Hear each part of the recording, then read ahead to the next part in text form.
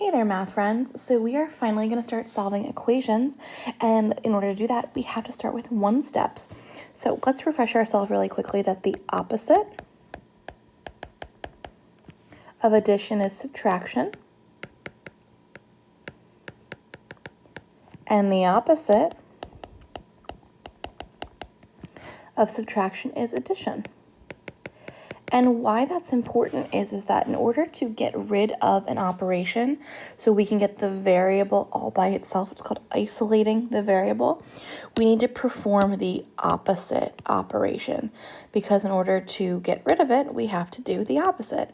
So you can see here that I tell you that my hint is to draw a fence through the equal sign. That effectively splits your equation into two sides, your left side and your right side. And you probably did this in the last year's class, that what you do to one side of the equation, you do to the other. Remember, we got to keep things fair. So what I do on one side, I do to the other. So I want to get the x by itself. I want to know what x is. So x, bring that down because, again, that's what we're looking for. And the equal sign. But I see the thing keeping the x from being by itself is that plus 3. So the opposite of plus 3 is minus 3. And what I do on one side of my equation, I need to do on the other. So plus 3 and minus 3, well, that just goes to 0. And 8 minus 3 gives me 5.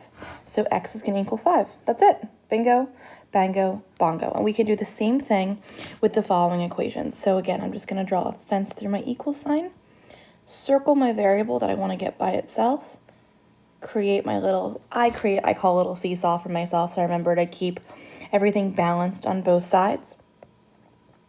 Bring the w down. Oh, what's the opposite of minus 11? Oh yeah, plus 11. Got to make that 11 go away. But what I do to one side, I do to the other. So this cancels out. 4 plus 11 is 15. Bingo, bango, bongo.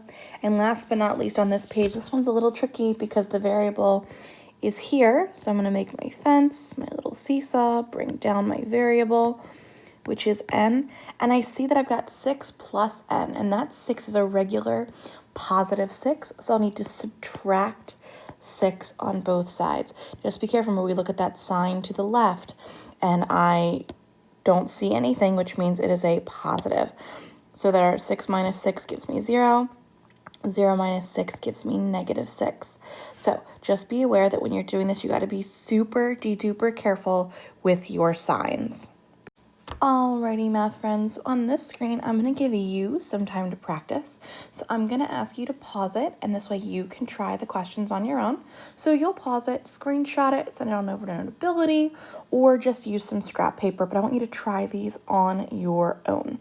So I'm going to go to in 5, 4, 3, 2, 1. You're going to see my answers. Ta-da! So now let's just be super careful. Miss Lieber's going to highlight some things here.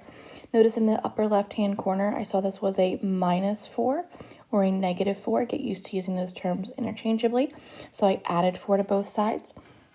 Similarly to what happened here in the second one, I saw it was a minus 5 or a negative 5. So I added 5 to both sides. Here I had minus 9, so I had to add 9 to both sides.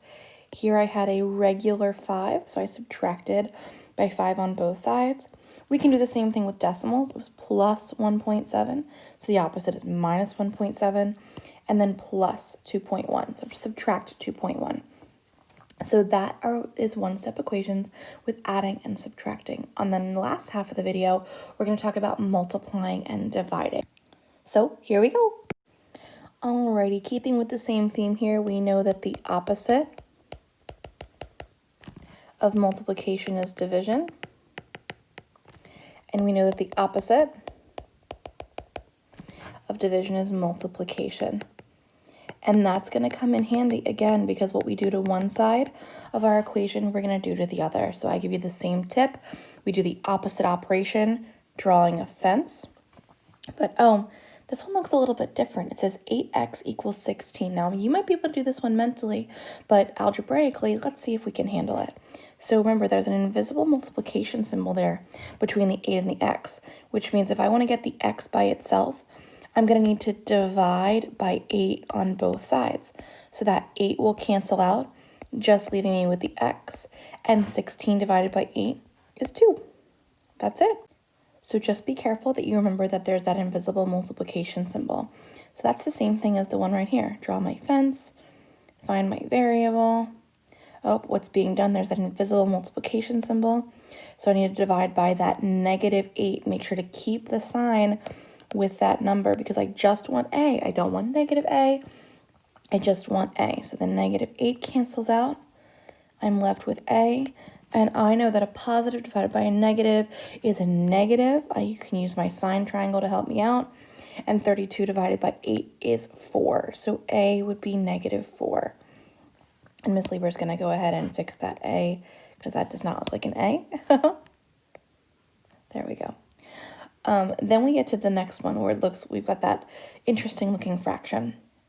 You might have talked about reciprocals last year. If not, let's think about it. So I've got -1/10 being multiplied by r over here.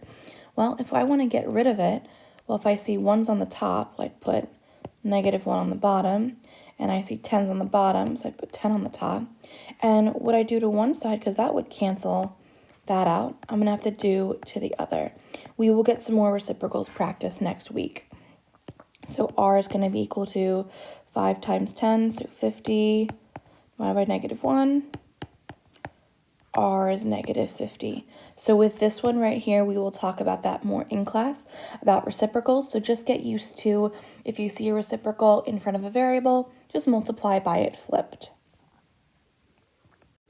Alrighty, math friends, here's where you can choose to pause, or I would highly recommend going through and just listening if you had a little bit of questions on that last page.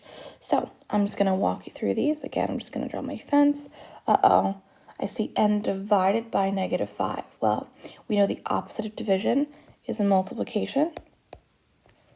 Multiply by -5 on both sides. Oops, that cancels out. 4 times 5 is 20. Positive times a negative is a negative. So n is -20. So again, whenever you see that fraction, that really means divided by. Oh, let's take a look at the next one. Oof, I see an F here. I have a fence. I see the invisible multiplication sign. Oh, divide by -11, because that's going to go still a bye-bye. -88 divided by -11. Well, I know a negative divided by negative is a positive. 88 divided by 11 is 8. So bingo, bango, bongo. And the last three all look like they're being divided, so let's multiply. 8x divided by 8, so we need to multiply by 8 on both sides. That cancels out. -1 times 8 is just -8. Then I take a look at the next one, d divided by 2. Multiply by 2 on both sides. -12. Didn't draw my fence, but it helps keep me organized. Same thing here. It doesn't matter if it's on the left or the right-hand side. X is being divided by 3.